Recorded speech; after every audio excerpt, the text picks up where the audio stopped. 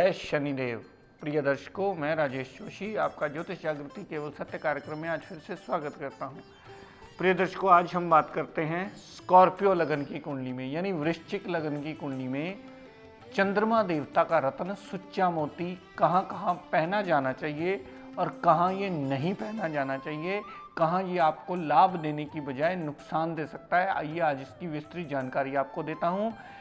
क्योंकि चंद्रमा देवता को मंगल देवता ने भाग्य का डिपार्टमेंट दिया, पिता का डिपार्टमेंट दिया, यहाँ पर छोटी मोटी विदेश यात्राओं का डिपार्टमेंट भी दिया और धर्म को मानने का डिपार्टमेंट भी दिया। ये कुंडली के मूल त्रिकोण भाव में चंद्रमा की कर्क राशि दे दी।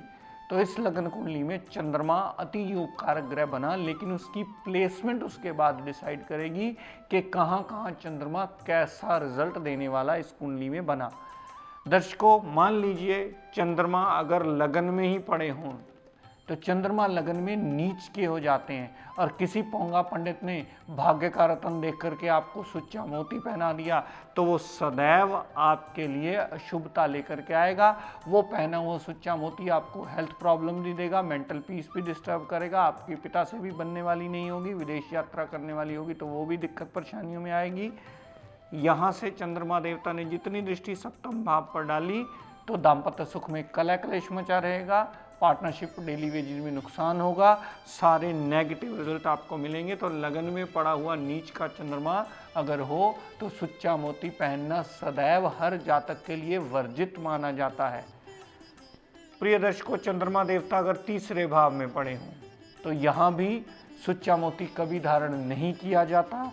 वो फजूल की मेहनत बढ़ाएगा, छोटे भाई बहन से मनमुटाव बना रहेगा और फजूल की यात्राएं होती रहेंगी। यहाँ से जितनी दृष्टि डाली पिता की केयर अवश्य करने वाला होगा, जातक धर्म को मानने वाला होगा, विदेश यात्रा करके भी कुछ न कुछ अर्जित कर लाएगा, लेकिन उस जातक की मेहनत इतनी ज़्यादा बढ़ जाएगी कि वो जातक फ्रस्ट्रेट होकर के उसकी एंग्जाइटी ज़्यादा बढ़ करके नुकसानदेह होगी और उसका बिहेवियर खिंचने की कगार पे आ जाएगा, जो जातक के लिए सदैव नुकसानदेह होगा।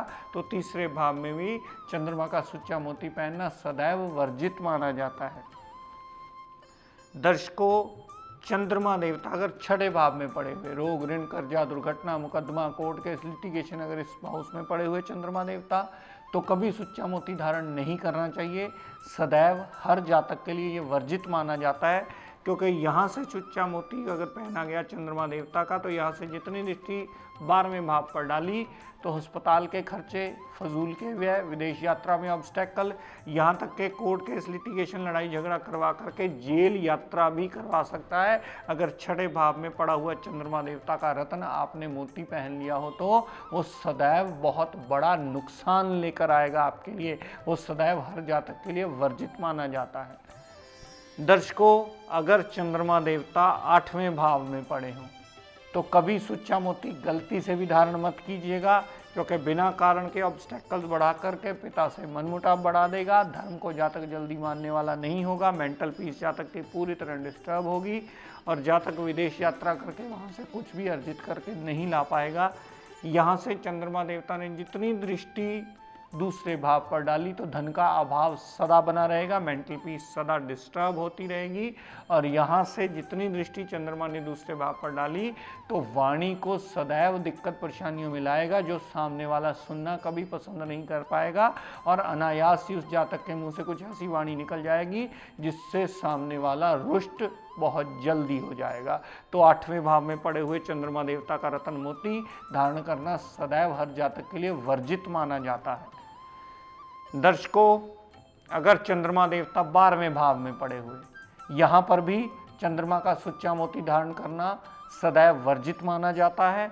यहाँ पर अगर मोती धारण किया जाए तो फजूल के व्यय बढ़ते हैं, हेल्थ में प्रॉब्लम्स आती हैं, मेंटल पीस डिस्टर्ब होती है, पिता से जल्दी नहीं बनती। यहाँ से जितनी दृष्टि डाली रोग ऋण कर्जा दुर्घटना मुकदमा कोर्ट केस लिटिगेशन एक्टिवेट होकर के जातक के टोटल रिजल्ट अशुभता में रहते हैं यानी नेगेटिव रहते हैं। तो 12वें भाव में पड़ा हुआ चंद्रमा देवता का रत्न मोती धारण करना हर जातक के लिए वर्जित माना जाता है। तो प्रिय दर्शकों, आपने देखा लगन में नीच होने की वजह से, तीसरे भाव में मेहनत को बढ़ोतरी मिलने की वजह से 6 भाव में रोग ऋण शत्रु दुर्घटना मुकदमा, 8वें भाव में बिना कारण के ऑब्स्टेकल्स में बढ़ोतरी होने की वजह से, और 12वें भाव में फजूल के व्यय में बढ़ोतरी होने की वजह से। इन पांचों भावों में चंद्रमा देवता का रत्न मोती धारण करना सदैव हर जातक के लिए वर्जित माना जाता है, लेकिन सिर्फ एक कंडीशन ऐसी है जिसमें आप चंद्रमा का सुच्चा मोती धारण कर सकते हैं, और सबसे बड़ी कंडीशन ये है कि चंद्रमा देवता अस्त अवस्था में होना चाहिए, यानी उस जातक का जन्म अमावस्या या अमावस्या के एक दिन आगे या पहले का होना चाहिए।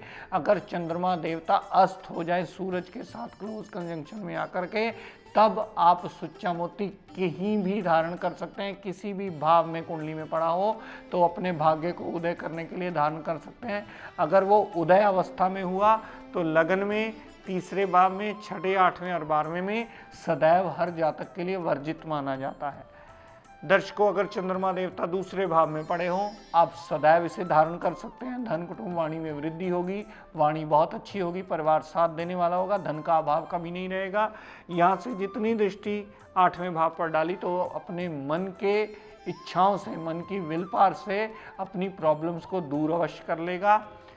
दर्शकों, अगर चंद्रमा देवता चौथे भाव में पड़े हों, सदैव आपको मोती धारण करना चाहिए। मोती धारण करना सदैव आपके लिए शुभ फलकारी होगा।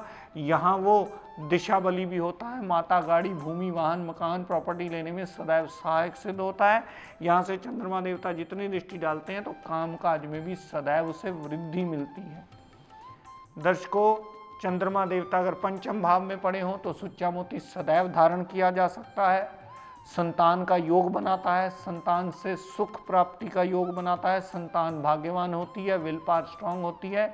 माइंड को शांत करके, अगर अग्रेसिव पर्सनैलिटी हो, माइंड को शांत करके जातक अपना जीवन यापन अच्छा अवश्य कर लेता है। लव रोमांस में कामयाबी मिलती है, अनसर्टेन गेन्स होते हैं। यहाँ से जितनी दृष्टि 11वें भाव पर डाली तो धन का अभाव जल्दी कभी नहीं बनता, बड़े भाई बहन पूर्णतः सपोर्ट देते हैं, और जातक की हेल्थ प्रॉब्लम जल्दी कभी नहीं आती। दर्शकों, अगर चंद्रमा देवता सप्तम भाव में बैठे हों, सप्तम भाव में उच्च के हो जाया करते हैं चंद्रमा देवता वृष राशि के। यहाँ चंद्रमा देवता का पहनना मोती आपके लिए सदैव चौतरफा लाभ लेकर आता है। डेली वेजेस में, पार्टनरशिप में, दाम्पत्य सुख में तो लाभ देता ही है। यहाँ से चंद्रमा देवता जितनी दृष्टि लगन पर डालते हैं तो प्लीजिंग पर्सनैलिटी बना करके जातक एक मन मोहने वाला पर्सनैलिटी बन जाता है, जो हर एक के साथ में इन टच में आता है। तो हर एक जातक उससे बात करना पसंद करता है, उसके साथ बैठना पसंद करता है। तो यहाँ से जितनी दृष्टि लगन पर डालता है, पर्सनैलिटी में नवी इंप्रूवमेंट लेकर के आता है, वो जातक के लिए सदैव सहायक सिद्ध होता है। दर्शकों, अगर चंद्रमा देवता अपनी ही राशि में हो और कुंडली के मूल त्रिकोण भाव में हो, यानी कर्क राशि के पड़े हो, जिसको हम स्वय राशि बोल देते हैं, तो जातक बहुत भाग्यवान होता है। यहाँ सुच्चा मोती सदैव धारण करने से जातक का भाग्य और चमकता है, जातक को अच्छा लाभ मिलता है। यहाँ पर चंद्रमा देवता पिता की केयर करने वाला होता है, विदेश यात्रा करने वाला होता है। और यहाँ से जितनी दृष्टि चंद्रमा देवता तीसरे भाव पर डालते हैं तो तीसरे भाव पर चंद्रमा देवता की दृष्टि छोटे भाई बहन से सपोर्ट दिलवाता है, छोटी मोटी यात्राएं करवाता है। इवन के जातक विदेश यात्रा करके भी लाभ कहीं ना कहीं से अर्जित जरूर कर लाता है। चंद्रमा देवता अगर दशम भाव में पड़े हुए, दशम भाव में पड़े हुए जातक चंद्रमा देवता का मोती सदैव धारण कर सकते हैं। अगर वो मोती धारण करेंगे तो उनकी फिकल माइंडेडनेस में कमी आएगी, वो बहुत जल्दी डबल माइंडेड हो जाते हैं, उनके डिसीजन मेकिंग में बहुत जल्दी कमी आती है, क्योंकि जल ग्रह होकर के अग्नि राशि में चला गया और वो भी कर्म भाव में। यहाँ पड़ा हुआ चंद्रमा देवता कभी भी उसको टिकने नहीं देता, उसकी स्टेबिलिटी के लिए सदैव मोती धारण करना लाभदायक सिद्ध होता है, कामकाज में वृद्धि होती है। यहाँ से जितनी दृष्टि माता, गाड़ी, भूमि, वाहन पर डाली तो चंद्रमा का सुच्चा मोती पहना हुआ माता, गाड़ी, भूमि, वाहन, मकान सब तरफ से लाभ दिलवा करके, माता की केयर करके जातक को चौतरफा लाभ अवश्य देता है। दर्शकों, अगर चंद्रमा देवता 11वें भाव में पड़े हुए, 11वें भाव में पड़े हुए तो चंद्रमा देवता का रत्न सुच्चा मोती अवश्य धारण करना चाहिए। वो आपकी मनोकामनाएं पूर्ण करने में सदैव सबसे बड़ा सहायक रोल प्ले करेगा। यहाँ से चंद्रमा देवता अगर पहने गए सुच्चे मोती के रूप में तो बड़े भाई बहन से सपोर्ट मिलेगी, धन का अभाव जल्दी नहीं आएगा। और यहाँ पर चंद्रमा देवता का सुच्चा मोती आपको जल्दी हेल्थ प्रॉब्लम में भी नहीं आने देगा। यहाँ से चंद्रमा देवता ने पंचम भाव पर दृष्टि डाली तो पुत्री का योग अवश्य बना देगा। यहाँ से पंचम भाव पर दृष्टि डाल के मेंटली जातक एक बहुत अच्छी स्टेट ऑफ माइंड में आ जाता है, कॉन्फिडेंस लेवल इंक्रीज हो जाता है, विल पावर स्ट्रांग हो जाती है, पेशेंस उसकी बढ़ जाती है। तो यहाँ से चंद्रमा देवता पंचम भाव पर दृष्टि डाल के उसके रिगार्डिंग सारे पॉजिटिव रिजल्ट अवश्य देते हैं। प्रिय दर्शकों, इस लगन कुंडली में लगन में तीसरे भाव में छठे, आठवें और 12वें में सिर्फ तब धारण कीजिएगा अगर वो अस्त अवस्था में हुआ। बाकी घरों में आप इसे धारण कर सकते हैं, यानी दूसरे में, चौथे में, 5वें में, 7वें में, 9वें में, 10वें में और 11वें में किसी भी अवस्था में धारण किया जा सकता है। एक बात सदैव याद रखिएगा प्रिय दर्शकों, चंद्रमा देवता हमारी कुंडलियों में बहुत ज़्यादा मेजर रोल प्ले करते हैं। चंद्रमा देवता से ही हम 60 सतियाँ देखते हैं, चंद्रमा देवता से ही हम टैये देखते हैं। क्योंकि मैं कल किसी विद्वान को सुन रहा था, उन्हें अभी तक ये डेफिनेशन पता नहीं कि टैया किस किस राशि पर चल रहा है। आजकल टैया कर्क राशि पर और मीन राशि पर चल रहा है। टैये का मतलब ये होता है कि चंद्रमा से चतुर्थ शनिदेव का भ्रमण होना और चंद्रमा से अष्टम शनिदेव का गोचर का भ्रमण होना, यानी नेटल चार्ट में जहां आपका चंद्रमा पड़ा हो, जिनका भी चंद्रमा 4 नंबर राशि में पड़ा है उनका टैया चल रहा है। क्योंकि 1, 2, 3, 4 शनिदेव का भ्रमण उच्च का तुला राशि में आ चुका है। जिनका भी 12 नंबर का चंद्रमा पड़ा है, 1, 2, 3, 4, 5, 6, 7, 8 गोचर का शनि नेटल के चंद्रमा से अष्टम चल पड़ा है। जिनका भी चंद्रमा 12 नंबर में पड़ा हो या जिनका भी चंद्रमा 4 नंबर में पड़ा हो, यानी टैया 2 राशि वालों पर चल रहा है, कर्क राशि वालों पर और मीन राशि वालों पर। कुछ पोंगे पंडित इसे वृष राशि और मकर राशि पर बता रहे हैं, लेकिन ये बिल्कुल गलत है, ये निराधार है, ये शास्त्रों मुताबिक कोई बात सम्मत नहीं है। जिन्हें टैया और 60 सदी कैलकुलेट नहीं करनी आती, आप खुद सोच सकते हैं वो क्या विद्या पढ़ेंगे और क्या पढ़ाएंगे और क्या लोगों को गाइडेंस देंगे। टैये का मतलब चंद्रमा से चतुर्थ गोचर का शनि भ्रमण करे और चंद्रमा से अष्टम गोचर का शनि भ्रमण करे तो उसे टैया कहा जाता है। आज की तारीख में दोबारा बता रहा हूं, नोट कर लीजिए, जिनका चंद्रमा कर्क राशि का पड़ा हो और जिनका चंद्रमा मीन राशि का पड़ा हो, इन दोनों राशियों पर टैया चल रहा है और किसी राशि पर टैया नहीं है। 7.5 ही एक अलग कॉन्सेप्ट है, उसके बारे में मैं आपको विस्तृत जानकारी इसके बाद में दूंगा। तो प्रिय दर्शकों, आज का tip of the day note कर लीजिए। मैं जैसे पहले भी आपको अक्सर ऐसे टिप्स देता रहता हूं जो आपके घर के वृद्धि करने में, घर में सुख समृद्धि और बरकत लाने में सदैव सहायक सिद्ध हों। प्रिय दर्शकों, बहुत सारी गृहिणियां ये कंप्लेंट लेकर आती हैं कि घर में चूहे बहुत हैं, वो उसे मारना भी नहीं चाहते, उसे पॉइजन भी नहीं देना चाहते या ऐसी कोई स्थिति नहीं चाहते कि उन्हें दिक्कत परेशानियाँ आए। तो ऐसी स्थिति में जब आप घर से चूहे भगाने की कोशिश कर रहे हो, तो उस कोशिश में अगर आप साफ सुथरी कोशिश करना चाहते हैं तो सिंपल एक बात है कि गणेश जी का पूजन आरंभ कर दीजिए।